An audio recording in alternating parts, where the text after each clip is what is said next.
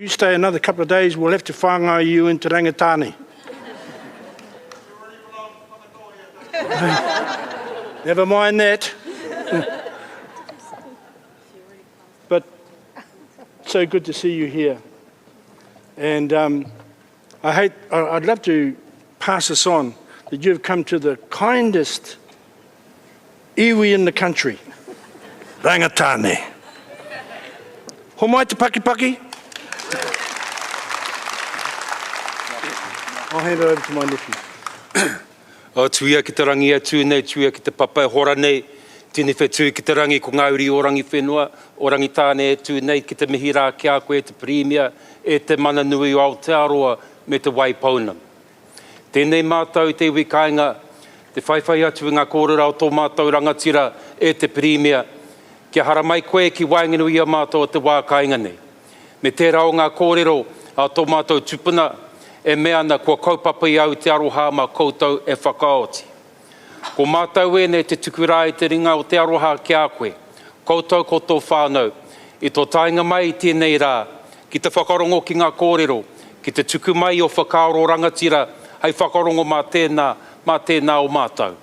Nō reira e te premier, e te mareikura, tēnā koe.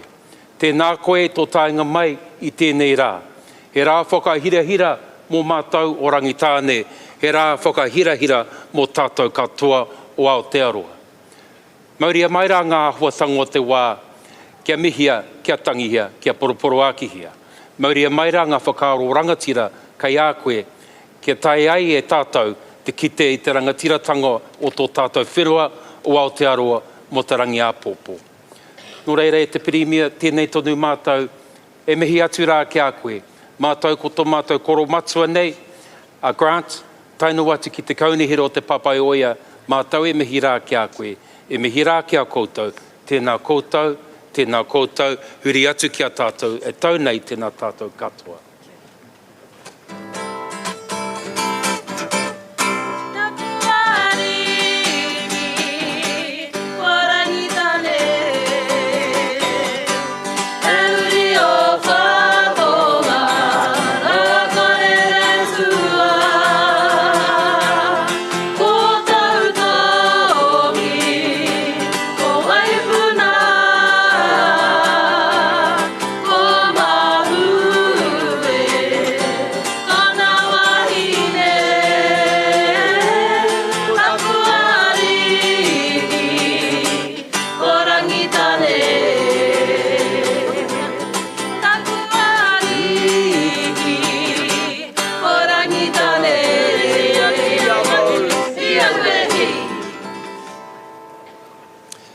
Nō reire te premier, tēnei te wāka tuku atu te rākau kōrero, ki a koe, tēnā tātou katoa.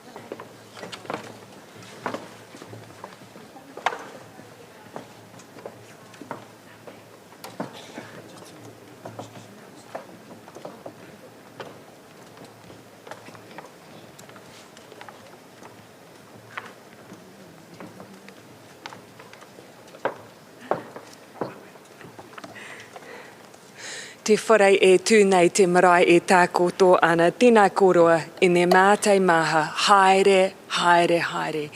Nā tangata whenua o tēnei rohi, tēnā koutou, tātou nā kānohi e hui mai ana, tēnā koutou, tēnā tātou katoa. Thank you so much for the welcome, first and foremost, Rangitāne. Thank you for the warmth of that welcome, to be welcomed by the kindest iwi that there is. That is a blessing for me and for all of us. Self-proclaimed, of course, but I'm sure with the endorsement of the Mayor. I'd like to acknowledge Local Government New Zealand President Stuart Crosby, and it was a delight to be able to see your beautiful moko on the stage today as well. Chief Executive Susan Freeman-Green and our host Mayor Grant Smith of the Palmerston North City Council. And Benita, I was really pleased to be able to hear your address and your thoughts on issues where I wholeheartedly agree. If you're looking for a title, I'm willing to lend mine. I tend to go with youth adjacent, which there's no end point for youth adjacent, so you are welcome. I also want to acknowledge all of the elected members and chief executives that will attend this really important conference over the next few days. I wanted to begin what I hope is a relatively, but to the point, address with you all today by first of all just acknowledging the current state of play for Aotearoa New Zealand and how that extends to the shared challenges with local leadership. But I cannot do that without first acknowledging the huge body of work that you as local government have underway and the circumstances under which you are serving your communities. The past 3 years have been tough. COVID has shaken our people and now it is testing our economy. And while we are well placed, particularly relative to others, to take these challenges on, we do so on behalf of communities who are fatigued and with teams who have given tirelessly of themselves for more than 2 years now. And that includes you. It's also getting tougher, if we're honest, to be in public-facing roles. And that is even when compared to a few years ago, both at a personal level, but also because of the magnitude of the challenges. It's a heavy load you carry, and I know that it will often feel like it's getting heavier. Infrastructure, climate, the future shape of local government itself, increasing weather events, the ongoing pandemic, community well-being. But for what it's worth, you are not alone. In central government, we feel that weight too. I know I certainly do.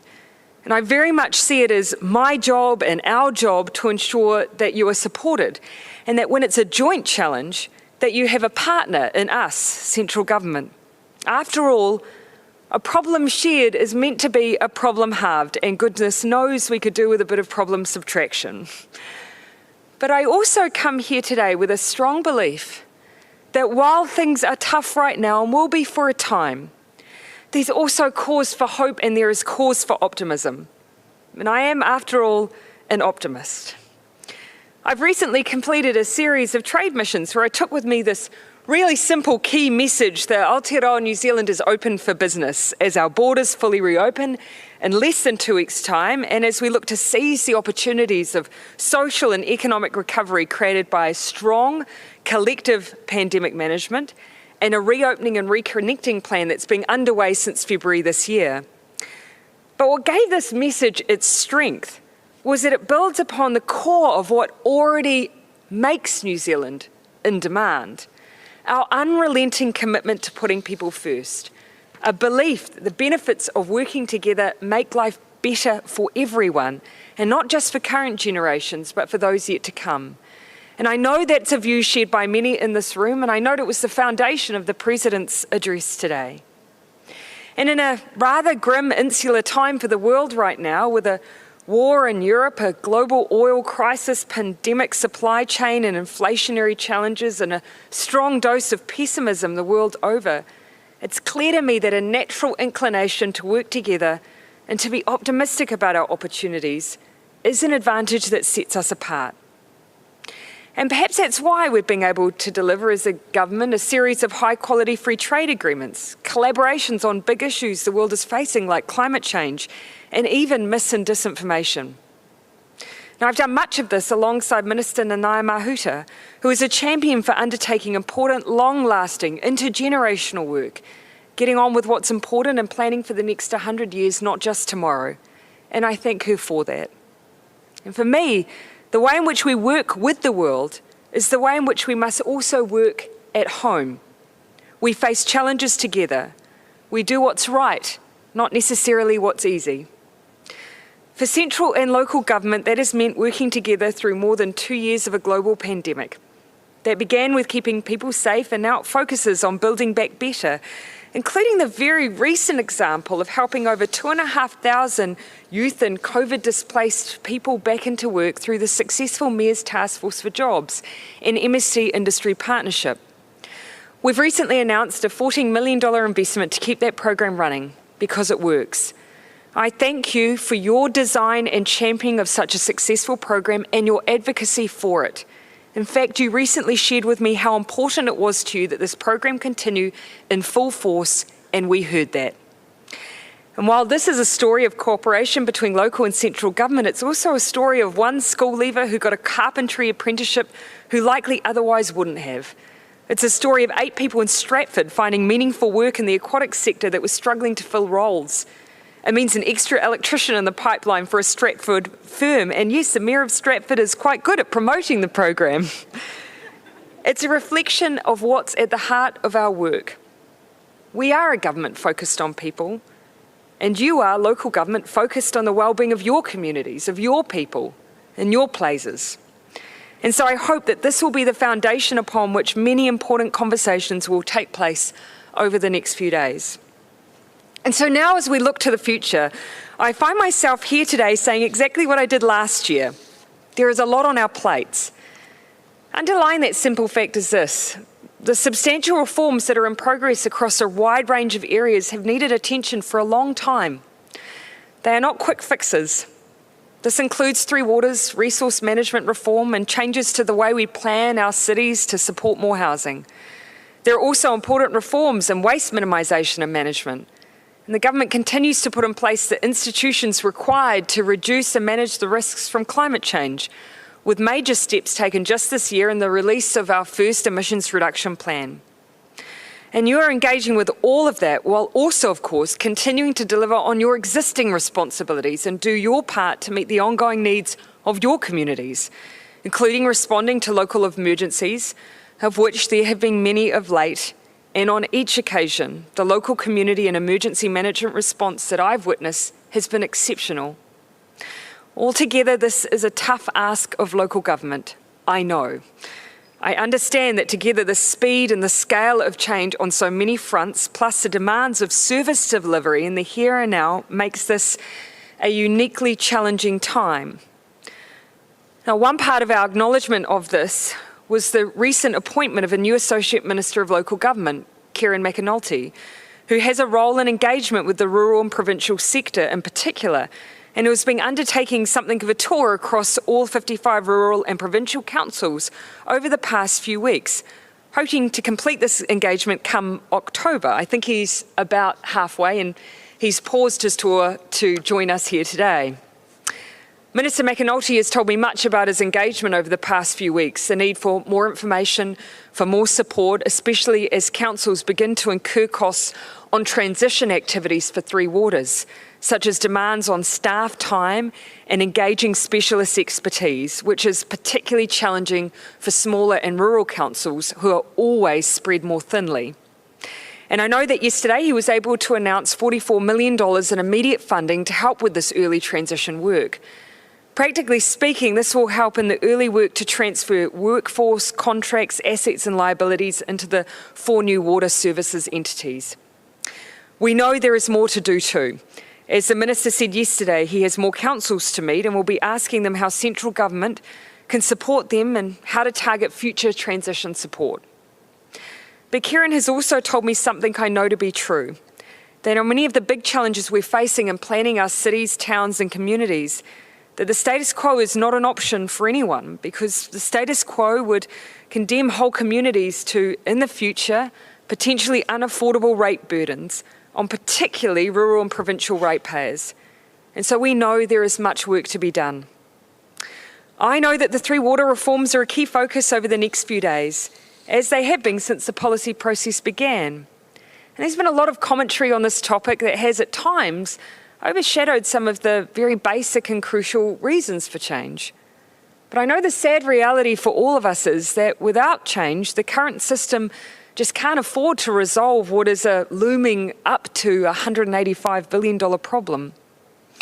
We know going forward we face growing populations alongside the rising threat of climate change, and the status quo represents, as I say, a burden on ratepayers that I know none of us want them to bear, that could be as high as, in some cases, an additional $9,000 a year. And while we could spend a lot of time on how we got here, I think it's fair to simply say that the general enthusiasm for investment in water infrastructure is only matched by the enthusiasm for major water reform. And that may have contributed to how we, both central and local government, have found ourselves in the here and now, and all of us in the unenviable position of carrying the burden of resolving this decades-old problem. But it has to be done. And by taking the leap, there are opportunities to be found. And today I hope the progress that is starting to be made will move us on to the how and the what's next. And we are making progress. First, all parties have agreed there is need for change, and it's heartening to see so many councils lift investments in water networks in their long-term plans. Taumata Arawai, the new drinking water regulator, has been up and running since November last year. I know that the heart of Council's concerns has been the issue of ownership and voice. And in April, the government confirmed local council ownership and strengthened local voice by accepting the vast majority of the Three Waters Working Group recommendations on representation, governance and accountability. In addition, the $700 million stimulus funding from Budget 2020 has resulted in the upgrade of 266 kilometres of drinking water pipes, 133 kilometres of wastewater pipes, 79 drinking water treatment plants and 78 wastewater treatment plants. And the $2.5 billion that followed has been unlocked, with 47 councils having now applied for the Better Off funding. Legislation is underway with the introduction of the Water Services Entities Bill in June to establish the 4 new publicly owned water services entities, and the Water Services Drinking Standards Regulation will come into effect in November. I hope that you've taken the opportunity to submit to the Select Committee considering the first bill, and that you'll do the same when the legislation to establish the economic regulator and to enable the transition to the new entities is before the House early next year. There are opportunities for us to continue to improve and refine the details around these reforms, and we genuinely want to do that. We've benefited from the direct involvement of many local government representatives, including Local Government New Zealand, in improving the proposals for change, direct council shareholdings in the new entities, direct appointments from the regional representative groups to the boards, and more influence for those groups over the new entities were all changes introduced in response to the requests of local government representatives. Now, I know we won't necessarily agree on everything. For instance, we continue to firmly hold the view that the issues with the safety, quality, cost and sustainability of our water services are interlinked, and that a small number of entities that are council-owned but financially separate can unlock the funding and investment and focus required to improve Three Waters over the longer term. But we're also clear that central government should not have an ownership or funding role for the entities. These entities can achieve the scale and specialisation required to operate on their own. And of course, there is much we need to do. Now's the time to take this opportunity to improve these persistent, long-standing issues where they exist, lest we continue to see the potential domino effect on housing and regional economic growth. But of course, there's much more to be discussed over the next few days here as well. I'm really looking forward to hearing more about where the Future for Local Government Review panel is getting to. As you know, we set up the review at the specific request of the sector to provide an opportunity for local government to think about its role in 30 years, including to look at whether the current structures, powers, processes and funding systems will be fit for purpose over that time frame. The draft report will be out in September and the final report now in June 2023. The Minister has recently extended the timeline, as already been pointed out by the President, at the request of the sector. And I hear that the review has done as it was asked and has thought deeply and consulted widely on what local government should do and how it should be structured and operate. But I just want to be clear that from our perspective, this is very much the sector's review. It will not be the policy of any government I lead to embark on another substantial reform of local government or governance unless it is sought and unless there is a broad consensus amongst local government about the need for it and the direction of change. Obviously, any substantial changes to the framework in which local government works would benefit also from cross-party central government support to ensure its stability. But again, on the proviso that it is first and foremost sought. I see an important role for local government in providing a way also to connect different agencies and arms of government and services in place. Local government has a unique integrating role, and there is more here that we can learn and, with your help, improve upon. I also want to thank you too for the changes you proposed to electoral law to keep those serving our communities safer. It is abhorrent to have seen examples over the past year of those representing their communities in public duty facing violence. You told us that the local electoral environment was becoming dangerous and that one of the barriers to candidate standing was the requirement to publish a physical address on election advertising, as that could put candidates at risk of opportunistic abuse. We heard you and we changed the law. The current environment is one in which it is, I believe, tough to be a politician, local government or central, but it is also one where encouraging and supporting people to take up the jobs is vital. We are here to keep working to support you. I'm keen to hear ideas on how we can make the role of public service, which is by its very nature public and accessible, as safe as possible. I know this is a hard one to balance. We want to be contactable. I will never forget the story Jim Bolt once shared with me, and I hope he won't mind me sharing it here. He's one of those mayors that very openly shares his personal contact details. One Friday night, he returned home, having promised his wife that he would take her to dinner. No sooner had he walked in the door than his phone rang.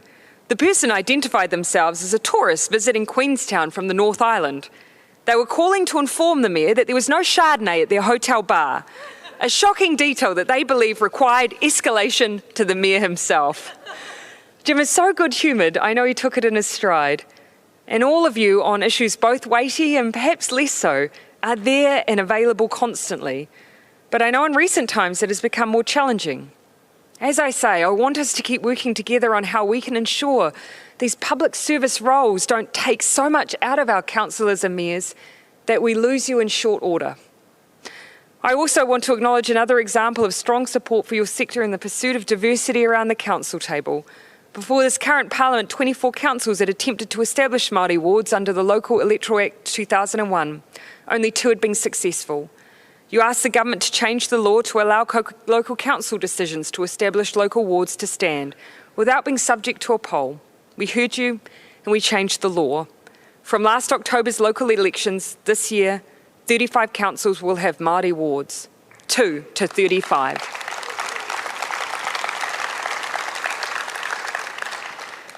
To conclude, I know there will be many discussions over the next few days and that Minister Mahuta and Minister McAnulty will be discussing many different elements of work programs in greater detail.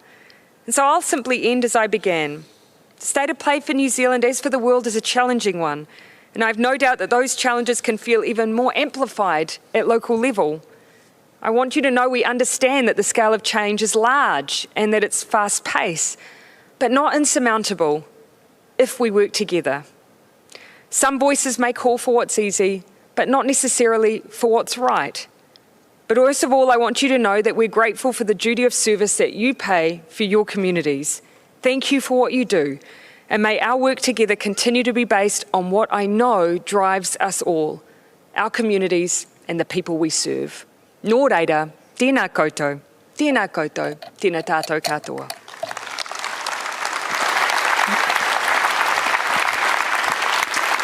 Kia ora, kia ora.